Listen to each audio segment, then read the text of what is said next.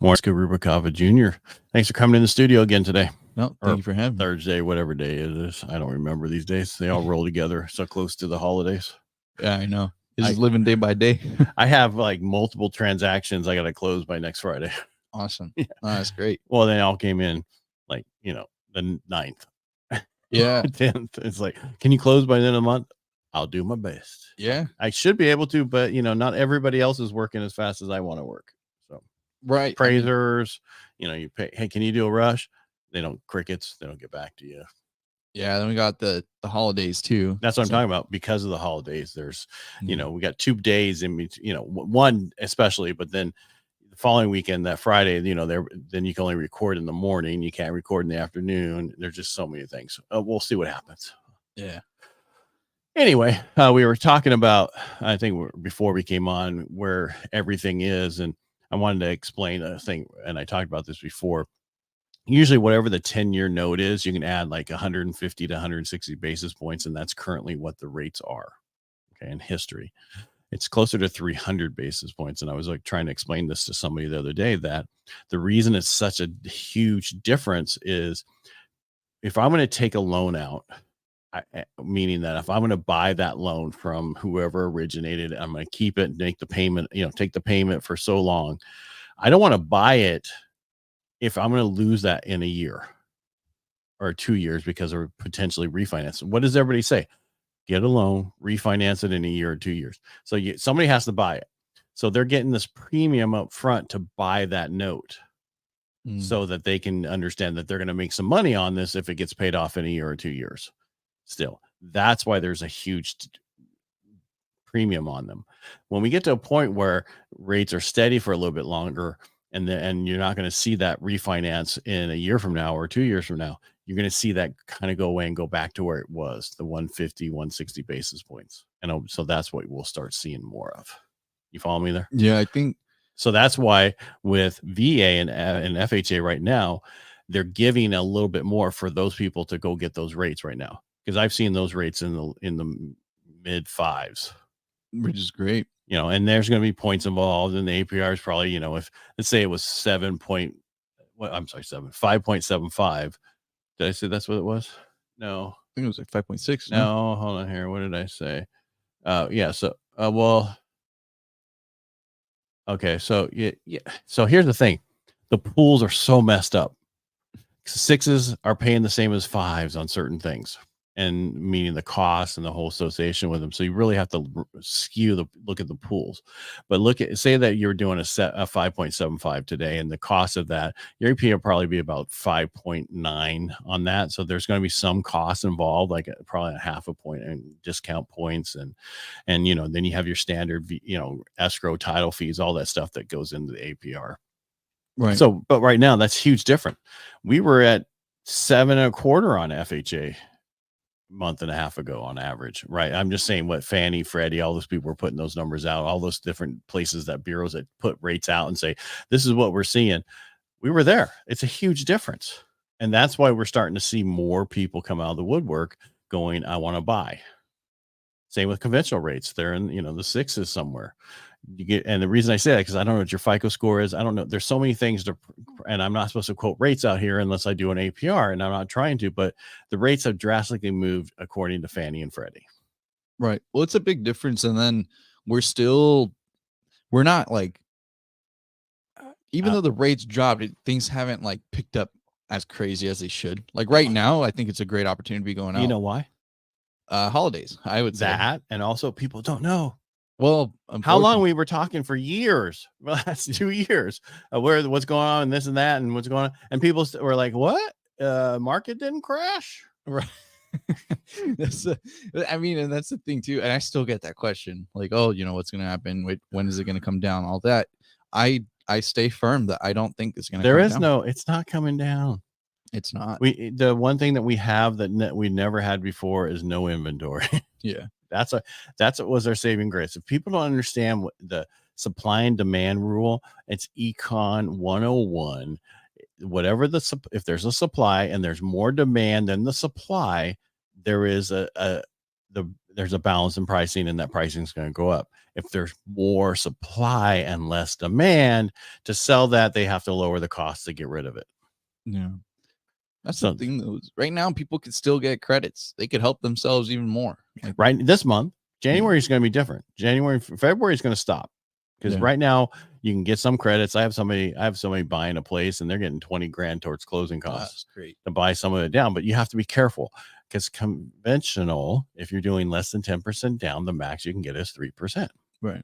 And a lot of people go, what? And I mean, I'm guilty of that too. Well, there's ways you can get around that, and we can talk to you about that.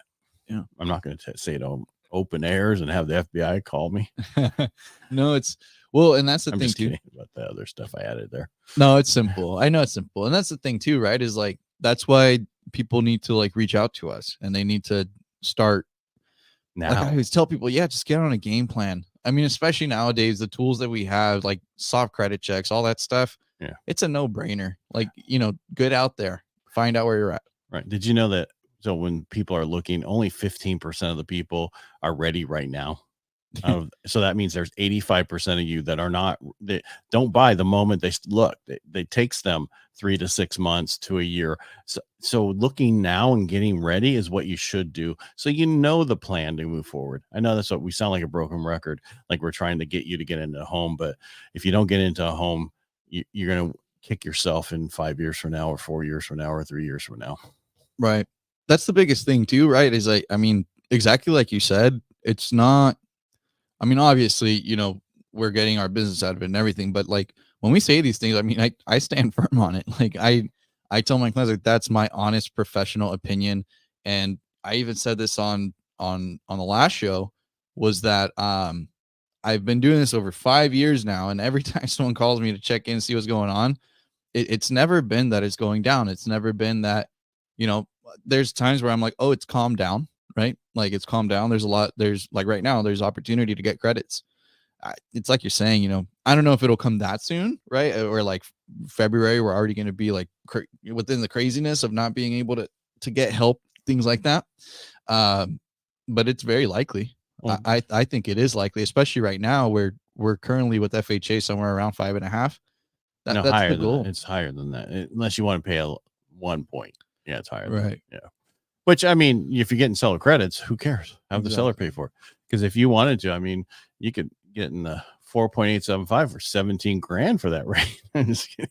Yeah. Well, and that's the thing. I mean, some people would pay it. No, a builder will pay it. Yeah. That's different.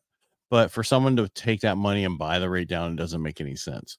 No. Now, I don't know if you know this, I kind of fell into this world on buying assisted living facilities so they buy a single family home and they turn it into an assisted facility where they have up to 6 patients in 3 of the bedrooms, and then the other bedrooms for the person that lives there. And it's a totally, if you do that, and then eventually you probably won't be able to refinance, because then now it's making money. It's who knows what the thing would be. So buying the rate down right now, so you don't have to worry about that, might make better sense. Yeah, because you buy it as an investment property, or if somebody is going to live there, like your daughter or son or whatever, you could have them run it and then buy it as a primary residence. So. Yeah. No, it's like I know there's someone in our office right now actually who has one listed in Houston, with all the gear and everything. Is it a house, or is it one of the places like on McHenry that closed? No, it's a house. It's a house over like on, I think, Barney, great area. And they have it for sale too. And I've heard a lot of people trying to do that. I just hear that there's like certifications and things like that. You have to get the house. A lot of stuff you have to do. Got to have a level everything. You want to have the most level lot you can find, level house. Otherwise, you got to put ramps everywhere, which is a lot of work. Yeah. But either way, I mean, I think, it's time for people to get creative. I think, real estate is really what separates, I think, a lot of people when it comes to like economics, right? Mm-hmm. you should be investing in real estate, whether if it's just one house that you're buying or, and even like you said, right, like taking advantage right now of the market where you can get credits. Don't do a long-term buy down, do a temporary buy down, if you will, do anything or just pocket the money, right? Well, but if you're going to do temporary, just buy the rate down a little bit. Yeah. Don't do the one off or the 2 1s, those kind of things. Just take that money, slap it and get it lower. That gives you a couple years, not have to worry about anything. Right. Until things get better, which they will. I mean, we're already seeing it. Yeah. And it's coming. It's even going to come more. I know I keep cutting you off. Just slap me. No, you're good. Cause it's, and that's the thing too, though, is, we've been anticipating it and talking about it and it's here now. And I feel honestly, it came sooner than we were saying. Actually, this whole year it was going to be May, then it was going to be September, then July, then September, then October. But what stopped it, and what a lot of people understand, is everything was there to do this earlier. This government keeps spending. They made an agreement to make print more money for all this different stuff, and that's what needs to stop. And it's finally people ran out of money. The government is not spending more money towards this. That they have it really hard. They can't get these Ukrainian and all these things approved unless they do this other stuff, which they don't like. They want to just be able to print it and be done with it, and that's not what we need. We don't need more money printed. We need to take care of the United States first. Yeah, 100%. And then I think also leading into what is it going to be, March maybe or May? We got that dream fall coming again. Well, that's when you were talking about, hey, well, this was going to happen, it's going to pick up. I'm like, and then the government will go, we're going to give 200 million for for another 200 people to get into homes or the whole in California. But in the meantime, what we're going to do is get those values to go through the roof because we got all these people bidding on all these other houses.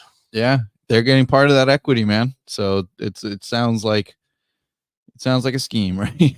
It's just get in before a lot of this. We don't have enough inventory, and we're not going to have enough inventory for a very long time. Builders need to start building more, but they're trying to protect themselves too, because certain areas they're not giving it away, but they're giving discounts on them to sell them. Yeah. No, if you look at what came out this week, the Northeast is doing really well on new homes, but other places, the South, like us, West, and they're not doing so well on new homes because we're not building them. No, and they're expensive, man. Every single one of them. Well, because that's cost $125,000 just to get started. Yeah, I know they do need to. That's been one of the biggest things. They a lot needs to change, right? Yes. But and how does it change? It changed by you going out and vote, like you said on Tuesday. No, seriously. Yeah, get out, people. Vote. This is the year. We got a president election coming up. Everybody needs to look at, am I better off today than I was 4 years ago? Yes or no? Vote your pocketbook. Right. Yeah. I don't know who the person's going to be, the candidate, but it's got to be better than what we have.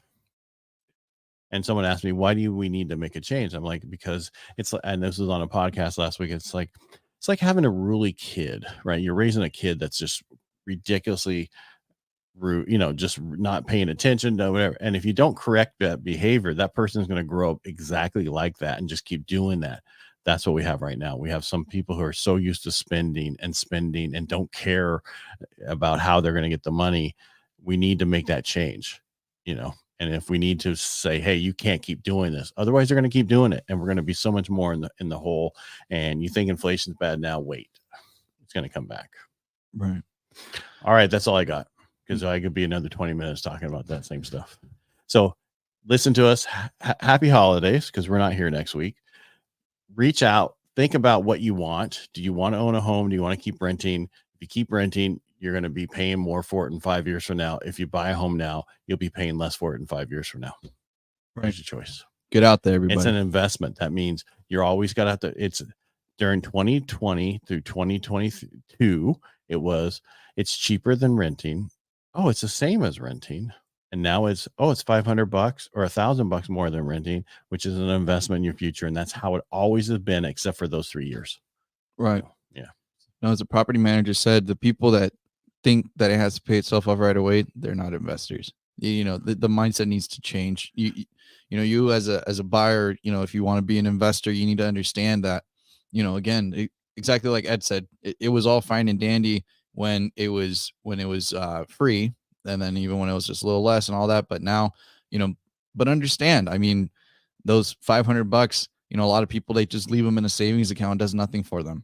You have to see the bright side. You have to see that, yes, maybe you have a $2,500 payment and you're only getting $2,000 in rent, but think about that $2,000 being positive income for you and the $500 being the investment. You're putting $500 in, getting $2,000 back. Like, that's how people need to see it. But they don't. Well, I'm looking at someone to buy to live in. Well, yeah. Yeah. You're looking at it as an investment point of view. It's the same thing. Yeah. It's an investment in your future. If you're 100%. purchasing it for yourself to live in, yes, you're paying a little bit extra per month. But if you look at after taxes and everything else, you're probably going to have a lot better write-off and everything else. Talk to your tax guy. I'm not a tax advisor. That's my little disclosure right there. So reach out to them before you do anything to make sure it's what you should do. All right, Francisco, thanks for coming in. And again, have a happy holidays. Thanks for being here. And we'll see you guys the first week of January. Take care, everybody. All right, make it a great day.